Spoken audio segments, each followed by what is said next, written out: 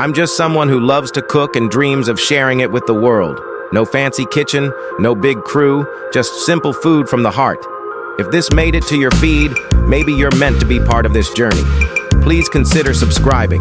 Magpainit ng mantika sa kawali sa katamtamang init. Igisa ang hiniwang sibuyas hanggang lumambot at maging translucent. Idagdag ang bawang at igisa hanggang lumabas ang aroma. Ilagay ang baboy, lutuin ng ilang minuto o hanggang maging brown ang kulay ng baboy.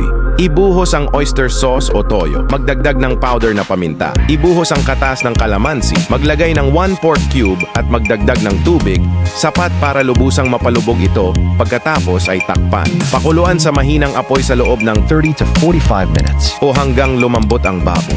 Gamitin ang tinidor upang malaman kung malambot na. Kapag madali itong bumabaon, malambot na ang baboy. Kung hindi pa, magdagdag ng kaunting tubig, takpan ulit at ipagpatuloy ang pagpapakulo hanggang lumambot ang baboy. Tikman at i-adjust ang pampalasa kung kinakailangan.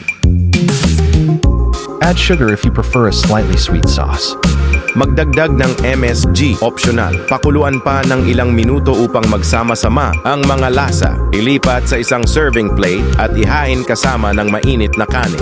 No fancy setup, just heart, hope, and a clear vision.